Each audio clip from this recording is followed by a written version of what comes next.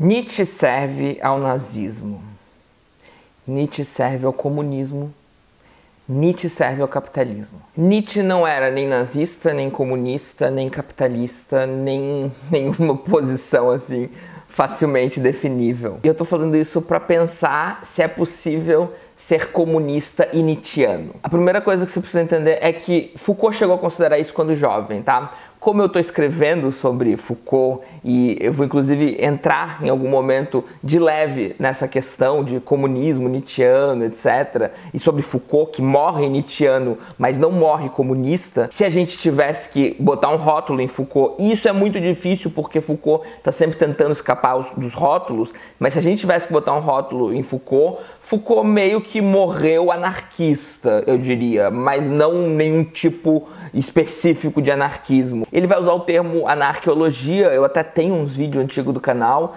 mas eu prefiro atualizar todo o conhecimento acerca disso em algum outro momento. A grande questão é, em algum momento da vida, Foucault, essa pessoa que pensou diferente e foi mudando tanto de opinião ao longo da sua vida, chega a se considerar, chega a pensar, e depois vai dizer que, nossa, que coisa absurda se achar um comunista nietzschiano, mas ele chega a considerar isso quando jovem, na época, inclusive, que ele era do Partido Comunista, que foi entre 1950 e 1953. Eu, particularmente, me considero Foucaultiano e comunista. Não tanto nietzschiano, em algum grau até daria para dizer, mas eu acho que Foucault é alguém que pega uma série de elementos muito interessantes que existem em Nietzsche e tira muitos elementos ruins que existem em Nietzsche e tem um ganho, tá? E a gente precisa seguir dialeticamente com esses ganhos, né?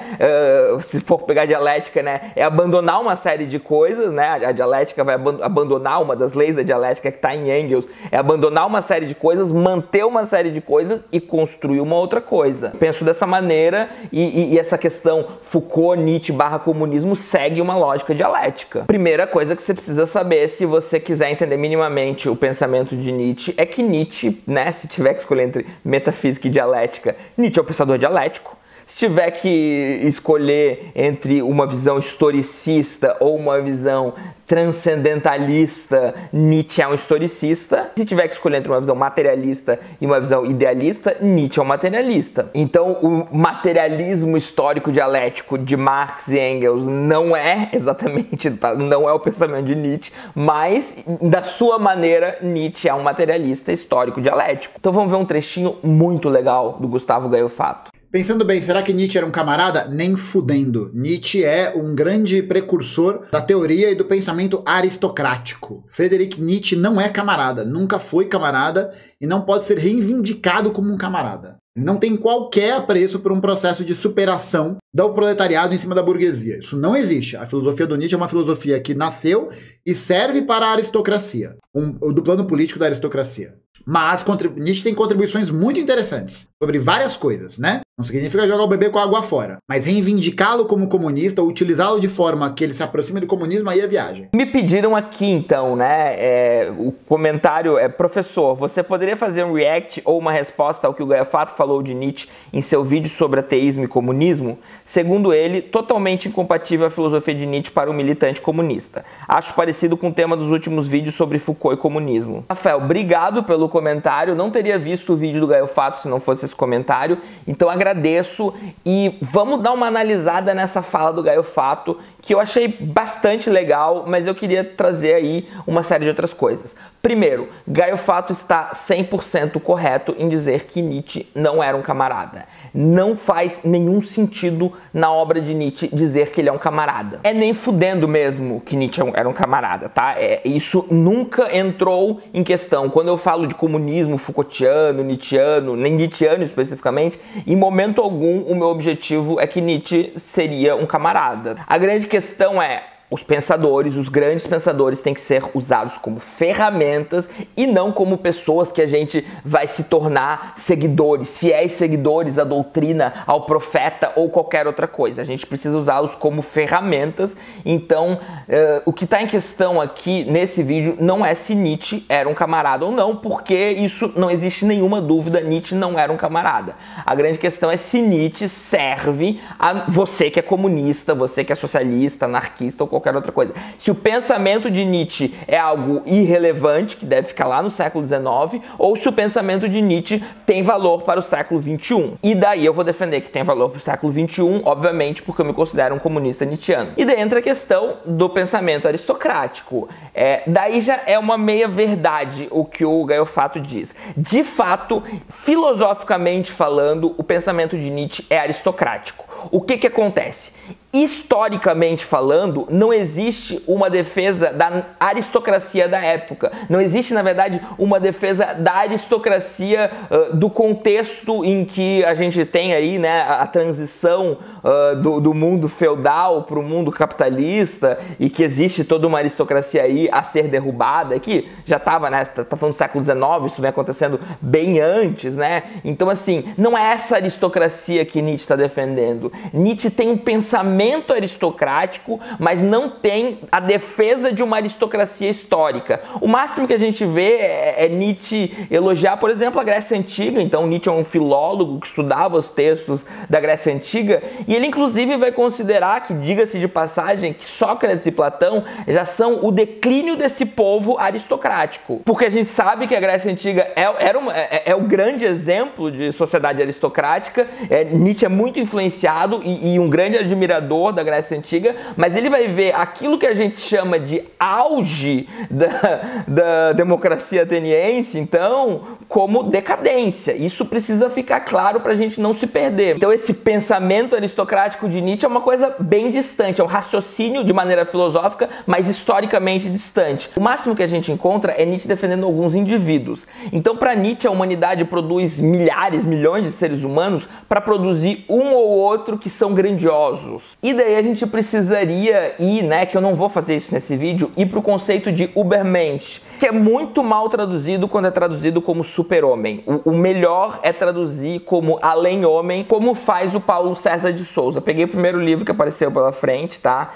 Para dizer para vocês que, se for ler Nietzsche, procurem as traduções do Paulo César de Souza, porque eu não tenho nenhuma capacidade de averiguar a qualidade de tradução em alemão, mas existe meio que um consenso que as traduções deles são as melhores. Isso, um consenso entre os especialistas. Na verdade, o cara que traduziu para a coleção Os Pensadores alguns trechos, há quem diga que é melhor, mas ele só tem alguns trechos de Nietzsche traduzido, então acaba que a gente fica com a segunda melhor tradução, que é a do Paulo César de Souza, que ele tem praticamente tudo traduzido. Eu já inclusive paguei mais de R$200 no Anticristo, porque estava em falta na época. Hoje você compra por, sei lá, 40, 50 reais. Na época eu paguei mais de R$200, isso era muito mais dinheiro do que R$200 hoje, inclusive, porque às vezes é importante se preocupar com a tradução, tá? Então, assim, super-homem não, além-homem. Mas existe sim um pensamento aristocrático em Nietzsche, e que a gente pode, inclusive, se apropriar dele se a gente for esperto. Outra coisa, né? Nietzsche não tem qualquer apreço pela superação de um proletariado sobre a burguesia. Mais uma vez, o Gustavo Gaio Fato está completamente correto. E eu preciso fazer alguns adendos também. Primeiro, que a questão nem se coloca para Nietzsche, tá? Não é nem que ele vai falar a burguesia tá certa, defender a burguesia e o proletariado que se ferre. A questão nem se coloca para Nietzsche. A gente precisa entender que, então, a gente está falando do século XIX, tá? Essa questão, ela está surgindo muito forte. Existe, né, então, Marx, Engels e todos os comunistas, anarquistas, etc. Nietzsche não está nesse grupinho. Nietzsche tem toda uma biografia e uma história completamente diferente que não coloca ele nesse jogo. Mas contextualizando, a gente precisa pensar em século XIX, tá? Marx nasceu em 1818 e morreu em 1883. Nietzsche nasceu em 1844 e morreu em 1900, sendo que os últimos 10 anos da vida dele ele estava meio que já numa condição bem debilitada mentalmente falando. Então a gente precisa entender que eles são contemporâneos, mas Nietzsche é mais novo aí, até bastante mais novo. Então, assim, não tem, eu não consigo lembrar de contato de Nietzsche com o pensamento marxista ou qualquer coisa do gênero, embora em algum grau deve ter existido, porque viveram aí um período muito parecido. O que a gente precisa entender é que naquele contexto já existia uma discussão entre ideologia e alienação. Vamos lembrar de Feuerbach, né? Onde é que está a alienação em Feuerbach? Nas religiões.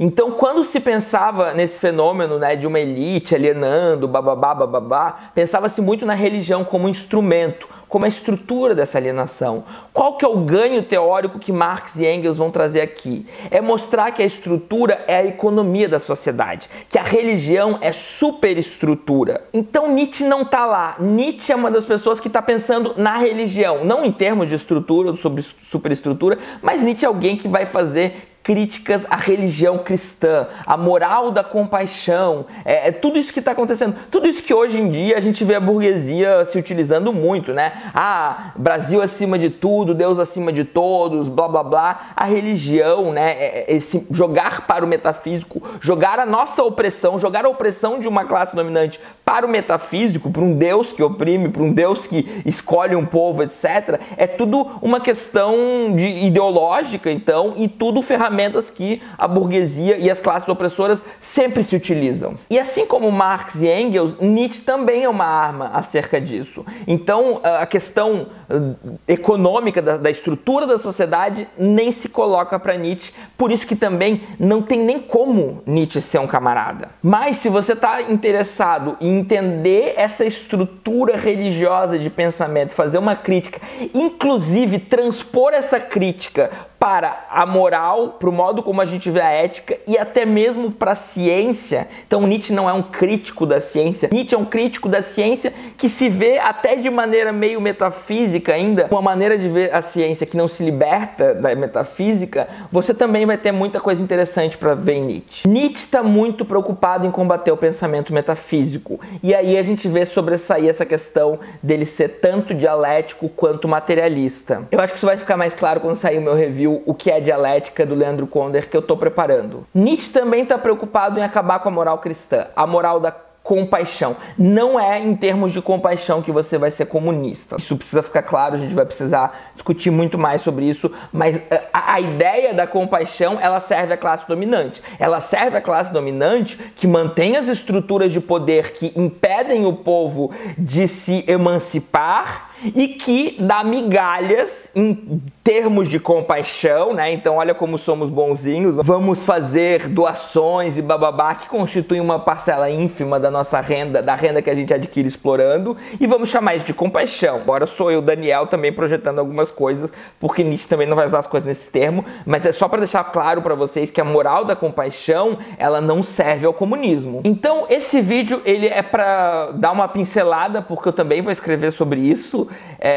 Quero escrever um livro sobre ética, sobre uma perspectiva então científica, nietzschiana, darwinista, criticando a tradição filosófica, criticando a tradição idealista, inclusive falando de sofistas, né, tentando de alguma forma reabilitar os sofistas que são muito injustiçados na história da filosofia. Mas o que eu quero dizer é que existem vários elementos interessantes em Nietzsche para você que é comunista, mas Nietzsche não é um camarada. Especialmente esse viés perspectivista para Nietzsche. Você já deve saber que bem e mal não existe. Quando você vai responder a questão por que ser comunista, não é porque existe uma justiça, um ideal de justiça metafísico, ou ai, porque Deus quer isso e bababá. Você deve ser comunista porque você faz parte da classe trabalhadora. E daí eu vou usar uma metáfora nietzschiana, né? Vamos pensar assim, tem a ave de rapina. O que a ave de rapina quer? Ela quer comer o terneiro, ou a ovelha, né? Eu gosto de falar ovelha, tá? Ele usa o termo, se eu não me engano, é terneiro, mas enfim. A ave de rapina, a existência da ave de rapina, para continuar, precisa comer a ovelha. Então, para Nietzsche, não tem nada de errado na ave de rapina querer comer a ovelha. Mas vamos pensar assim, e da perspectiva da ovelha? Se as ovelhas que são mais fracas se unirem e matarem a ave de rapina, tem alguma coisa errada? Elas não têm esse direito? É claro que tem. Então é uma questão de perspectiva. Moral, ética é uma questão de perspectiva. Se você é ave de rapina, e daí vamos colocar metaforicamente falando a burguesia como ave de rapina, tá tudo certo a burguesia querer oprimir, tá tudo certo a burguesia querer explorar. Esse não é o problema, tá na natureza deles. A natureza do explorador é explorar. Entendeu? Então, se você é um psicopata e não sente empatia nenhuma, como é que você vai se comportar de maneira empática? O psicopata, ele vai agir como psicopata e da perspectiva dele, tá tudo certo. Você que não é um psicopata, você que tem empatia, você que é outra coisa, você que é classe trabalhadora, tem outra perspectiva. Então, se não tem nenhum problema na ave de rapina querer comer a ovelha, também não tem nenhum problema nas ovelhas se unirem e matarem a ave de rapina. Nietzsche está muito preocupado com a ave de rapina se comportando como ovelha. Eu tô muito preocupado com ovelha se comportando como ave de rapina. Ovelha que acha que é ave de rapina e, obviamente, a gente está sendo metafórico aqui. Então, para concluir, né, dá até para trazer Paulo Freire quando ele diz que a gente não deve esperar da burguesia que ela construa as armas que vai resultar na sua queda, tá? É da gente mesmo. Somos nós que somos classe trabalhadores, somos nós que somos, metaforicamente, ovelhas, que precisamos construir as ferramentas que vão nos emancipar. E nesse sentido, um pensamento nietzschiano é muito interessante porque a gente precisa abandonar essa história de ficar discutindo justiça, moralmente relevante, bababá. Não que, né, a gente vá ser ave de rapina, né? Não que a gente vá ter a moral opressora. A gente tem que se libertar da moral opressora e a gente tem que construir toda uma outra moralidade. Mas é entender que por que você é comunista? Você é comunista porque você é bonzinho, porque você é fofinho, porque você quer cantar We Are the World com a humanidade? Não, você é comunista porque você tem consciência de classe. É isso que a gente precisa fortalecer. É entender que você está de um lado, você é perspectivismo nietzschiano. Quando a gente entender perspectivismo nietzschiano, abandonar toda essa alienação e toda essa ideologia burguesa que joga os valores lá pro céu, para Deus, para uma metafísica, etc. E entender onde você se encontra, entender que você é classe trabalhadora, adquirir consciência de classe e pensar, vamos superar isso, a gente tem aí algo muito legal e a gente tem aí um comunismo que vai ter uma base moral, uma base que vai renegar a metafísica e mais uma série de coisas, uma base nietzschiana. Eu tô fazendo esse vídeo sem nem reler uma série de coisas que eu precisava reler de Nietzsche e coisa e tal, tá? Mas assim, que estou em cima, né, estarei em cima nos próximos meses, até ano, eu diria, para escrever de maneira mais rigorosa, mas adoro usar meu canal para botar aí rascunhos, né, do meu pensamento, que vai vir de maneira muito mais rigorosa no futuro, tá? Então é isso, beijinhos pós-modernos, comunistas e nietzschianos para vocês e até mais.